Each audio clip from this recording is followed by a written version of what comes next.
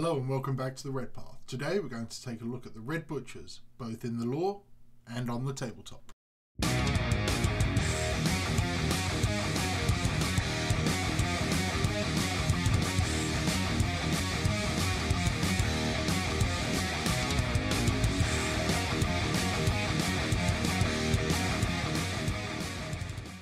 Today I'm starting a new video series which will focus on specific units and will follow a recurring format.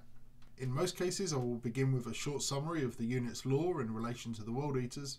I will then go over the basic details, their stats, weapon options, battlefield role, and any synergies that benefit them. And finally I will probably theory hammer what I think would be a good way to develop them for our 9th edition codex. Before we get started, just a quick reminder that if you enjoy the content I put out here, please consider hitting that subscribe button. If you can do it whilst tapping the screen or mouse button angrily and making chainsaw sound effects, that would be even better. Okay, so let's start with a look at the lore for the Red Butchers. Like all World Eaters before enduring the heresy, any that survived the implantation of the Butcher's nails were irreparably changed, pushed down a path of ever-increasing rage and anger at the expense of all other emotions and sensitivities. The Astartes are generally an aloof and distant group at the best of times, but the World Eaters already displayed a penchant for slaughter and bloodshed, with the nails only exacerbating things. Those warriors who devolved quicker than others into the blood craze would soon find themselves as prisoners within the Legion. According to the Horus Heresy books from Forge World, they were first unleashed during the Isfahan campaign. During the treachery of Isfahan V, also known as the Dropsite Massacre, many warriors who had wholly lost control during Isfahan III were unleashed against the Loyalist legions. Their assault proved brutally effective and bloodthirsty, and so the use of specialised units would grow into something of a Legion tradition. When a World Eater became Kaidari, what we now call Berserker, rather than being summarily euthanized, they would be imprisoned in a modified suit of Cataphractii armour that could be controlled by their company's tech marine, fully restricting their ability to move. Aboard their ship they would be chained as prisoners in the hold, left to scream and froth in the dark, completely lost to the blood madness. But when a battle came where an unrivalled shock troop was required, the Butchers would be unleashed. There is a great description of this in the book Khan, Eater of Worlds, where Rook, a former destroyer, is unleashed against the Emperor's children and violently eviscerates his way through their elite Terminators. Okay, so that's a little background on where the Red Butchers come from and some insight into how they would act on the battlefield. Now let's look at some crunch. Currently, Red Butchers are created by using a 2 command point stratagem on a unit of Chaos Terminators, or a Terminator Lord. You can build between 5 to 10 models in a Terminator squad, and the cost remains 2 CP, so it's more efficient to build more models in the unit. More efficient doesn't necessarily mean better though. Points are more efficiently spent elsewhere. Do not max out on Terminators just because it's a good strat. Once the upgrade is applied, the unit rocks.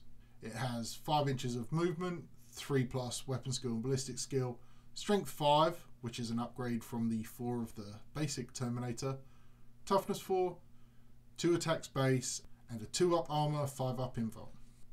They also retain the deep strike ability and gain blood for the blood god, which allows them to activate twice in the fight phase, much like Berserkers or Khan. Weapons wise, they have the typical panoply available to them, various melee weapons and combi weapons, as well as a heavy weapon per 5 models. There is always going to be debate over favoured weapon combinations, and there is also never going to be a right answer. It will depend on the game you're playing whether you need more melee or more ranged. Personally, I like 1 Lightning Claw and a Combi Bolter. This keeps them relatively cheap. They put out plenty of firepower against chaff, with malicious volleys always being turned on, and the Lightning Claw is a great melee option considering its price went down with the FAQ. If you prefer 2 claws, go for it. If you want to run Combi Melters, that's going to be very useful in the developing meta. If you want Power Mauls and Plasma, it's your hobby. Do what makes you happy. But from a raw efficiency point of view, at least 1 claw is probably the best option we have. It will allow rerolls to wound, and combined with strength 5 base and potentially veterans of the Long War, we can wound Marines on 2s rerolling, and we can wound Mortarion on 4s rerolling. Apparently he does have ways to shut this off, but it's an optional warlord trait, so it's not guaranteed. Stratagem wise, obviously you need to commit 2 CP right away to upgrade a single unit to Red Butchers, whether you choose a Lord or a squad. Veterans of the Long War is always going to be a great stratagem, and if you find yourself CP wealthy, you can use it on them in the shooting phase to make slightly more lethal bolt spam, and then again in the fight phase where it will cover both activations. Stoke the Nails for additional Death to the False Emperor is a good option because they put out a lot of attacks, and this squeezes more from what you already have available. Kill Main Burn is especially good as you get 2 activations with the Blood for the Blood God ability, meaning you can likely consolidate twice and really cover some ground. Wild Fury might be useful for the extra AP, but just be wary of opponents that have invuln saves. -2 on the claws is good, but if you can squeeze another AP out to force an invuln on enemy Terminators for example, then go for it. Strategically, there's a lot you can do with Red Butchers. You can deep strike them and bring them down to hold an objective. 2 wounds with a 2-up, 5-up invuln means they will absorb a reasonable amount of fire, and no one wants to risk charging them. You can start them on the table and use Apoplectic Frenzy on them for a more central position early on, getting ready for the counter-offensive manoeuvres. You can embark them on a transport, Land Raiders, Dreadclaws, Storm Eagles and so on. A particular trick I like is to put 5 in a Dreadclaw and deep strike the claw turn 1. Due to the rules, the Terminators cannot disembark, but they will have some defence in the form of the Dreadclaw. Then, on turn 2 they can jump out and move as normal. Had they used their native teleportation to deep strike, they would not be able to move on turn 2 when they did deep strike. Now, what I think we'll see with our 9th edition codex kind of depends. If we get a World Eater supplement, which is unlikely but possible, we may get a true Red Butcher's datasheet. If we get what we normally get as part of the Chaos Space Marine Codex, but Games Workshop treats Chaos fairly, we'll have Red Butchers as a points upgrade, probably 5 points per model or something like that. If we just get a slightly updated version of our 8th edition Codex and Faith and Fury, well, there's always 10th edition, right? Anyway, I think the stats will remain the same. Strength 5 is the only change to normal Terminators. Hopefully they will get a bonus for using chain axes, which are currently pointless. For example, I'm hoping that World Eaters get a trait or stratagem or ability along the lines of all chain weapons, chain swords, chain axes, chain fists, etc., do 1 additional damage. Whatever Blood for the Blood God turns into in 9th will be what they get. I expect it will be slightly nerfed, to be honest, and maybe it just gets rolled into additional attacks on the datasheet. I wouldn't mind this as it would devalue interrupts from our opponent, but would hinder our mobility. I would love to see a dedicated Red Butcher's model range for 40k with unique weapons options and more in-depth rules, and I guess it's possible, but it's hard to predict these kinds of things.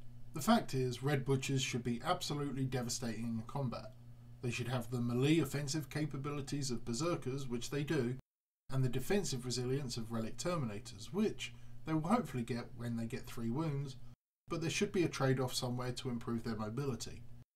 This may come with a Legion trait or stratagem or something similar, but relying on 5 inches movement or a 9-inch charge from deep strike somewhat neuters a unit that should focus wholly on charging and combat.